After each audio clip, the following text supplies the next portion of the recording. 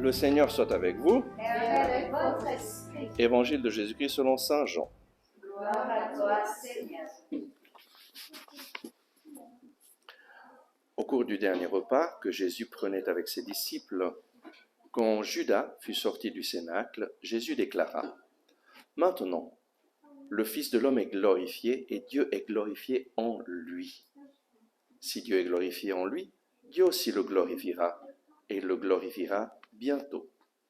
Petits enfants, c'est pour peu de temps encore que je suis avec vous. Je vous donne un commandement nouveau. C'est de vous aimer les uns les autres, comme je vous ai aimé, vous aussi. Aimez-vous les uns les autres. À ceci, tous reconnaîtront que vous êtes mes disciples, si vous avez de l'amour les uns pour les autres. Acclamons la parole de Dieu. Louange à toi, Seigneur Jésus. L'évangile d'aujourd'hui prend place au cours du dernier repas que Jésus a passé avec ses disciples. Et Jésus, donc, c'est parmi les dernières paroles que Jésus a dites à ses disciples. C'est comme son testament spirituel. Et qu'est-ce que Jésus leur dit ? Comme je vous ai aimé, vous aussi, aimez-vous les uns les autres. Et comment est-ce que Jésus nous a aimés ? En fait, Jésus est notre maître, nous sommes ses disciples, et il nous invite à être comme lui, à faire comme lui. Et comment est-ce qu'il nous a aimés ? Le Fils de l'homme n'est pas venu pour être servi, mais pour servir et donner sa vie en rançon pour une multitude. Jésus nous a aimés en nous servant. Mais en nous servant de quelle façon ? Son service à l'humanité, il est venu pour nous révéler que Dieu est un papa. Ça a été la première grande révolution que Jésus-Christ a faite, parce qu'à l'époque de Jésus, le peuple juif, sur le peuple, pesait vraiment toutes ces règles, et il y avait 613 préceptes à suivre, et les pharisiens et les chefs des scribes étaient des spécialistes pour enseigner cela, et donc il faut faire ça, il faut faire ça, il faut faire ça, il faut faire ça, il faut faire ça. 613 préceptes, et là tu peux t'imaginer, c'est quelque chose d'énorme. Et donc comment arriver à Dieu ? C'était comme un escalier de 613 marches à grimper pour arriver à Dieu, et chaque fois on se rendait compte qu'on n'y arrivait pas, qu'on n'était pas à la hauteur. Et Jésus arrive en disant : Dieu est ton papa. Dieu t'aime. Il aime les pécheurs. Et Jésus passe son temps avec des pécheurs, avec des prostituées, avec des publicains, avec des gens qui étaient considérés comme vraiment des brigands, des gens de mauvaise vie. Et Jésus passe son temps avec eux pour leur révéler l'amour du Père, pour montrer à travers ses actions que chaque personne est importante, que Dieu a un plan d'amour pour chaque personne sur cette terre, et que les personnes que nous jugeons, nous catégorisons comme loin de Dieu, parfois elles peuvent être plus proches de Dieu que nous-mêmes. Et Jésus dit : comme je vous ai aimé, aimez-vous les uns les autres. Et donc, notre mission, aimer, c'est servir, mais servir en aidant les personnes à découvrir le visage d'amour du Père, à découvrir que Dieu a un plan d'amour pour leur vie, à découvrir que Dieu les a créés tels qu'ils sont pour une raison. Actuellement, il y a plein de personnes qui se sentent mal dans leur peau parce qu'on vit avec des stéréotypes, et donc il faut être comme cet artiste, comme cet acteur, et donc on ne se sent jamais à la hauteur. Et le Seigneur te dit : tu es à la hauteur, tu es une créature merveilleuse, je t'ai fait tel que tu es, et tu n'as pas besoin d'être un autre, tu n'as pas besoin d'essayer d'imiter quelqu'un d'autre, tu as juste besoin d'être le meilleur toi-même que tu peux, et alors tu vas réaliser mon plan d'amour pour ta vie. Jésus est venu révéler cela, et bien plus, il est venu révéler que comme l'homme n'arrivait pas à rejoindre Dieu, c'est Dieu qui est venu nous rejoindre dans la personne de Jésus-Christ, Et c'est Dieu qui a pris sur lui-même les conséquences de tous nos péchés. C'est Dieu qui s'est chargé dans son corps, sur le bois de la croix, de tous nos péchés, qui nous a réconciliés avec lui. Jésus, en s'offrant sur la croix, s'est fait sacrifice d'expiation pour nos péchés et nous a réconciliés réellement. Il nous a pardonné réellement et la paix entre Dieu et l'homme est réalisée réellement une fois pour toutes. Il y a 2000 ans, Jésus t'a déjà sauvé, nous a déjà sauvés. Et ça, c'est la révélation de Jésus-Christ.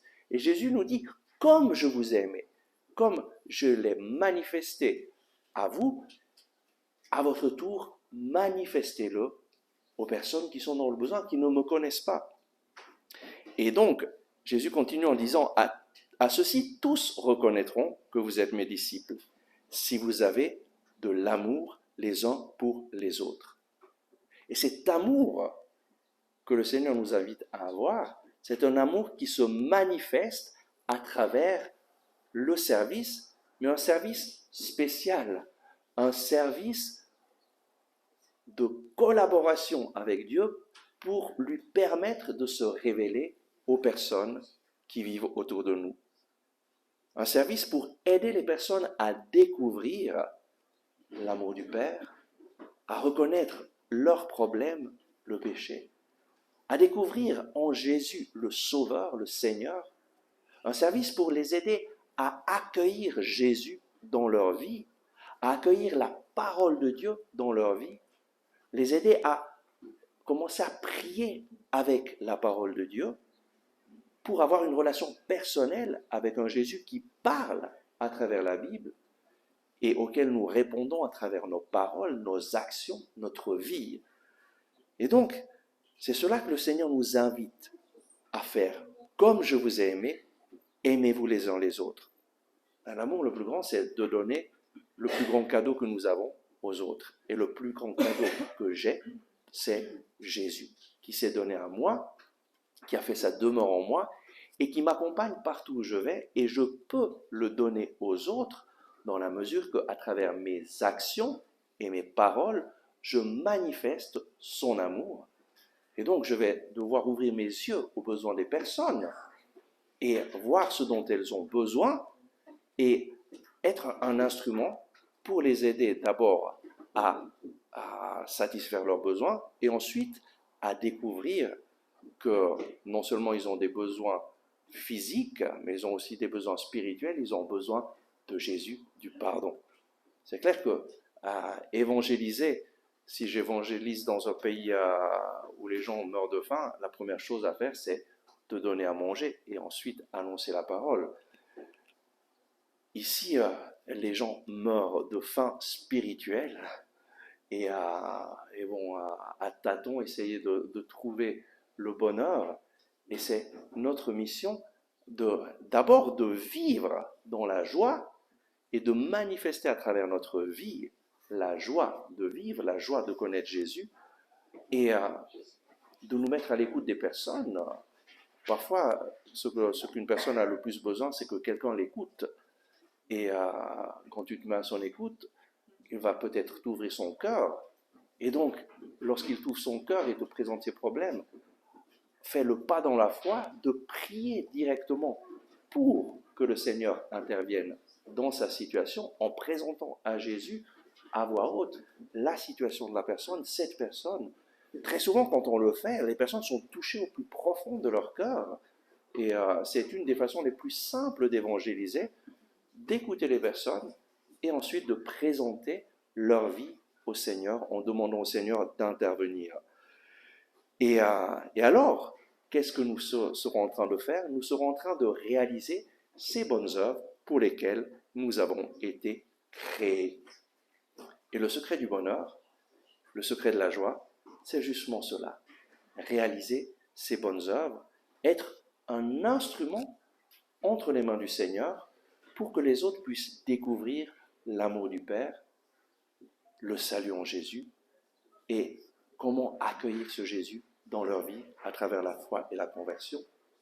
Accueillir aussi le don du Saint-Esprit qui nous donne de vivre en abondance cette vie pour laquelle nous avons été créés, et aussi nous unir à d'autres personnes qui connaissent Jésus, former la communauté, former le corps du Christ.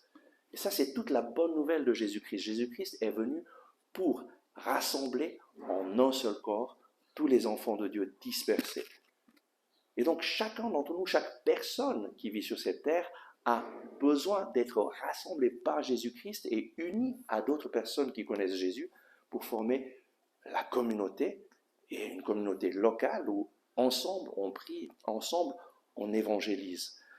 Et on voit Saint Paul et Barnabé dans la première lecture qui vivent vraiment cela. Saint Paul, sa vie, c'était vraiment d'évangéliser, de former des évangélisateurs et de former des formateurs d'évangélisateurs, des anciens qui sont capables d'accompagner d'autres pour qu'ils deviennent des évangélisateurs, en fait pour former la communauté, pour former la koinonia.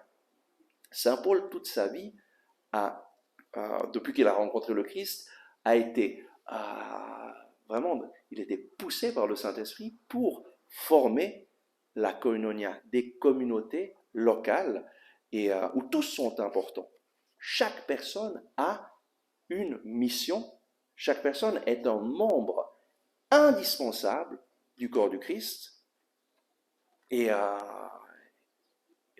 comme le foie ne peut pas dire « moi je pars en vacances pendant une semaine », lorsque un membre du corps du Christ part en vacances pendant une semaine, donc ne réalise pas ce pourquoi il a été créé, eh bien il va avoir un problème dans le corps du Christ. Et le corps du Christ va devenir un peu plus malade. Actuellement, beaucoup de gens critiquent l'Église, mais c'est des gens baptisés, et ne se rendent pas compte que le problème, c'est eux. Le problème, c'est qu'ils ne réalisent pas ces bonnes œuvres pour lesquelles ils ont été créés. Mais c'est à nous de les évangéliser, c'est à nous de les accompagner, de les aider, d'être des instruments entre les mains de Jésus pour que les écailles leur tombent des yeux, pour leur révéler l'amour du Père, pour leur révéler ce que Jésus a fait pour nous. Et on voit Saint Paul, qu'est-ce qu'il fait avec Barnabé? Ils vont à Lystre, à Iconium, à Antioche de Pisidie. Qu'est-ce qu'ils font? Ils affermissent le courage des disciples et les exhortent à persévérer dans la foi. Et ils désignent des anciens pour chacune de leurs églises.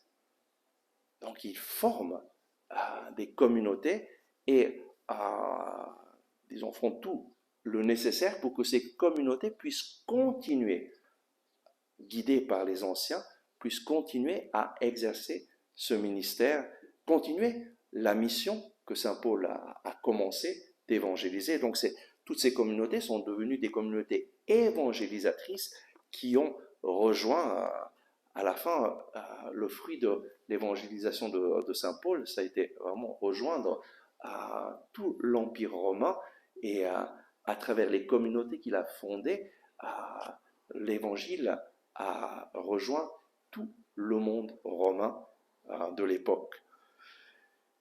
Et donc, aujourd'hui, tu as déjà pris une décision, mais c'est important vraiment de te renforcer dans cette décision, de suivre l'exemple de Jésus.